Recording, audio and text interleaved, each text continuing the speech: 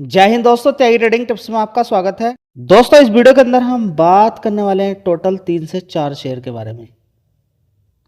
Metal sector के अंदर गिरावट अचानक क्यों देखने को मिली, उसके बारे में यहाँ पर चर्चा करेंगे।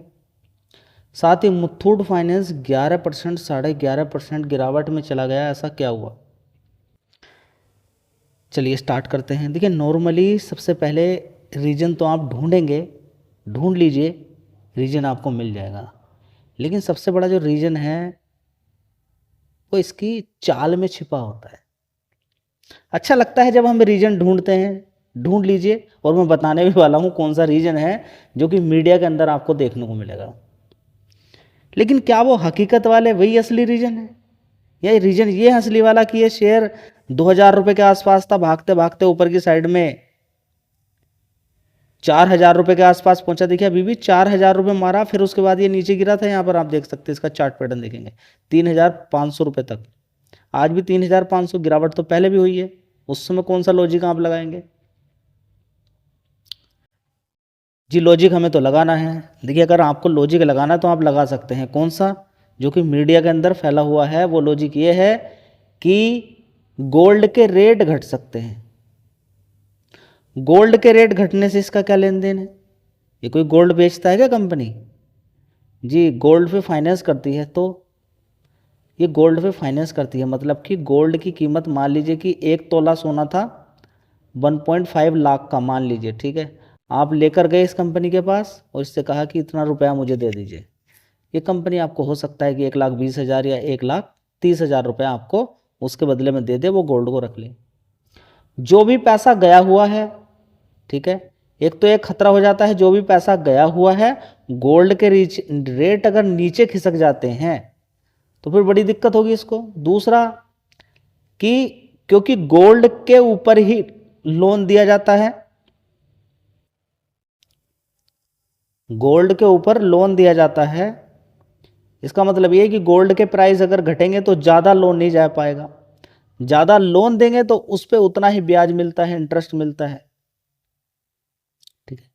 तो ये एक बड़ा चिंता वाली बात है। लेकिन इस चीज़ को अगर आप कंसीडर करेंगे तो फिर 5 साल पहले कितना, 2022 में कितने का था, आप ये सारी चीज़ें देखिए।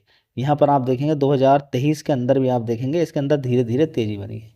गोल्ड के अंदर जिस तरीके से तेज़ी बनी, इसके अंदर भी इस तरीके से तेज़ी बनी है। लेकिन गोल्ड के अंदर पिछले 4 महीने के अंदर, 3 महीने के अंदर ज़्यादा तेज़ी बनी है। सिल्वर के अंदर भी उसी तरीके की तेज़ी बनी है। तो गोल्ड और सिल्वर के अंदर ज़बरदस्त तेज़ी बन के गिरावट का एक रीजन जो कि मेटल सेक्टर के अंदर दबाव बना रहा है। क्योंकि गोल्ड के अंदर तेज़ी बनी, सिल्वर के अंदर तेज़ी बनी, उसी के बिहाफ पर हम कहेंगे कि पूरे मेटल सेक्टर के अंदर तेज़ी बनी। अब वहाँ पर प्रॉफिट बुकिंग आ सकती है। इसमें कोई सा भी आप लॉजिक लगा सकते हैं। आप ये भी लॉजिक लगा सकते हैं, कहीं ट्रम्प फिर दोबारा से, देखिए, बढ़ा के तो रखा हुआ है टैरिफ, कहीं ऐसा तो नहीं कि टैरिफ को घटा के फिर दोबारा से रिड्यूस करेंगे या घटेंगे या कुछ और, फिर दोबारा से कुछ। ट्रम्प मेटल सेक्टर के बारे में बोलता रहता है, कुछ ऐसा तो नहीं बोल देगा। एक घबराहट।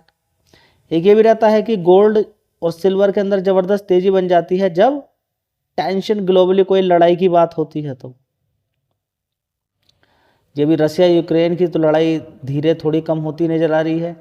अगर यहाँ पर यूएस की और ईरान की लड़ाई अगर होती है तो, जैसे कि अभी बात चल रही है कि अगले 24-25 घंटे में कुछ हो सकता है, ऐसे ही न्यूज़ वाले आपको ऐसे ही दिखाते रहते हैं, अगले 50 घंटे में ऐसा कुछ हो जाएगा, वैसा कुछ हो जाएगा, ठीक है। होने के लिए हो भी सकता है। ट्रम्प की फ़ौज वहीं पर पड़ी है ईरान के पास, बड़े बड़े जहाज के साथ, ठीक है। तो रीजन बिहाइंड आपको समझ में आ गया कि जब शेयर के अंदर ज़बरदस्त तेज़ी बनती है, गोल्ड के प्राइस में अगर गिरावट नीचे की साइड में होती है तो फिर ये उतना लोन नहीं दे पाएंगे, तो रेवेन्यू पर इस चीज़ का असर पड़ता है, ठीक है। तो मेटल सेक्टर के अंदर जो एनएमडीसी की बात करें, जो स्क्रीन पर आज जो बड़ी बड़ी गिरावटें देखने को मिली है, एनएमडीसी देख लीजिए, एक बार मैं दिखा देता हूँ। 79 रुपीज़ के आसपास बचा। 6 महीने का चार्ट पैटर्न आप देखिए, घुमा के अब 1 साल का भी चार्ट पैटर्न देख लीजिए। देख रहे हैं आप कितने का नीचे था लो? लो यहाँ पर, लो यहाँ से देख सकते हैं आप 59, कितना हमारा 86। और थोड़ा सा पहले जाना है तो और देख लीजिए, 5 साल का चार्ट पैटर्न, कितने का शेयर था? 37 रुपये का। तेज़ी अच्छी खासी तेज़ी। अब क्योंकि पूरे मेटल सेक्टर के अंदर गिरावट हुई है, हो सकता है कि 5 साल में उतनी तेज़ी नहीं बननी चाहिए, उतनी तेज़ी अभी नहीं बनी है जितनी तेज़ी अभी और इसके अंदर बन सकती है। दूसरे मेटल के अकॉर्डिंग अभी उतनी तेज़ी इसके अंदर नहीं बन पाई है। फिलहाल मेटल सेक्टर के अंदर गिरावट हुई तो इसके अंदर भी हो गई।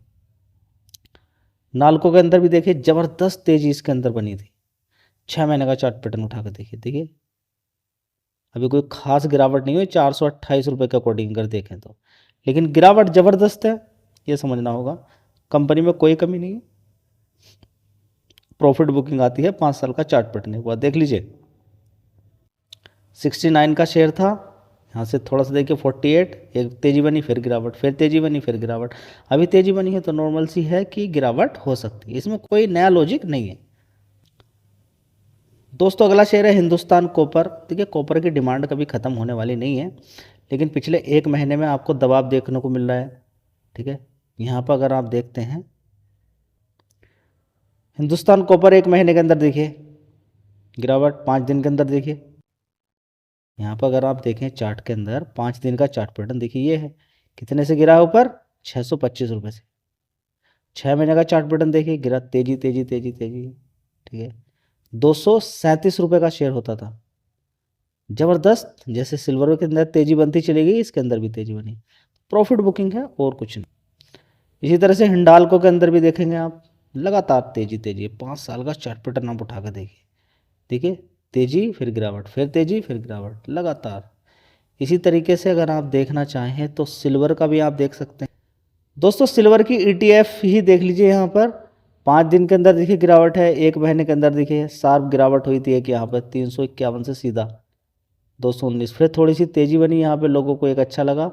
लेकिन होता यही है कि जहाँ से तेज़ी बनी है ना, देखिए यहाँ से 219 रुपये से, ठीक है, आपका कहीं राउंड ऐसा ना हो कि जो रुकने वाले होंगे वो कहीं फंस ना जाएं, ट्रैप ना हो जाएं। देखिए स्टॉक मार्केट की ही चाल रहती है, बार बार फंसाना और बार बार निकालना। दोस्तों अगला शेयर है प्राज इंडस्ट्री लिमिटेड। बड़ी गिरावट है ज़बरदस्त, 7% की। 1 महीने का चार्ट पैटर्न देखिए जी, यहाँ से तो तेज़ी बनी थी 276 रुपये से, बढ़िया, फिर गिरावट हो गई है। देखिए गिरावट का अगर आप FIS का डेटा देखें तो आपका दिमाग घूम जाएगा। पहली बात कि ये लगातार तेज़ी बनी थी शेयर के अंदर, 127 रुपये से यहाँ पर पहुँचा, उसके बाद 813 रुपये से गिरते गिरते 306 रुपये के आसपास पहुँच चुका है।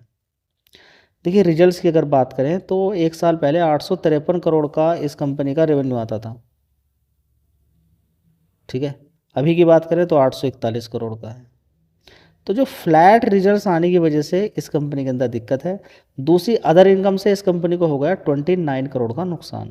तो ओवरऑल मिला के 12 करोड़ का नेट प्रॉफिट इसके अंदर नुकसान दिखाया गया है, जिसकी वजह से इसकी ज़बरदस्त पिटाई देखने को मिल रही है। दोस्तों स्टॉक मार्केट को तोड़ने वाले असली लोग तो ये हैं FIS। इन्होंने 7,300 करोड़ का माल बेच दिया फ्राइडे के दिन, और इसके अकॉर्डिंग अगर देखें DIS ने खरीदा है 5,500 करोड़ का, लेकिन इन्होंने बेचा ज़्यादा है। DIS नेट खरीदारी की है, नेट नहीं बोलेंगे, नेट खरीदारी तो 5,500 करोड़ की। टोटल खरीदारी की अगर बात करते हैं पर्टिकुलर फ्राइडे के दिन 13 फरवरी को 20,605 करोड़ का माल खरीदा, बेचा कितना 15,500 करोड़ का। इन्होंने 14,500 करोड़ का माल खरीदा, 21,982 करोड़ का माल बेच दिया। खरीदारी तो डेली हो रही है, देखिए 20,000 करोड़ की एक, 14,500 करोड़ की एक खरीदारी हुई है, बिकवाली भी हो रही है। तो अब यही देखना है आपको कि बिकवाली कहाँ हो सकती है, खरीदारी कहाँ हो सकती है। ठीक है, तो मार्केट के अंदर ऐसे ही कुछ नहीं होता है। ज़्यादातर शेयर्स के अंदर इतनी बड़ी बड़ी गिरावट अगर आपको देखने को मिलती है तो वो वैसे ही नहीं मिलती है जी। FIS क्यों भाग रहे होंगे, देखिए बड़ी बड़ी प्रॉफिट बुकिंग आती है, इतना मोटा मोटा पैसा बनाकर बैठे हुए हैं तो प्रॉफिट तो बुक होगा। इतनी बड़ी बड़ी तेज़ी आपने देखी नहीं है जितनी उन्होंने देख ली है। RVNL के शेयर को 30 रुपये से उठा के मारा 600 रुपये, टिक पाया क्या, गिरावट हो गई। ठीक है, तो पैसा बना रहे हैं, निकाल रहे हैं, कहीं दूसरे ऑल्टरनेट भी ढूंढते हैं दूसरे कंट्रीज़ के अंदर और साथ ही यहाँ पर एक अपॉर्चुनिटी खरीदने की भी ढूंढते रहते हैं जहाँ पर एक शेयर के अंदर गिरावट होती है। धन्यवाद।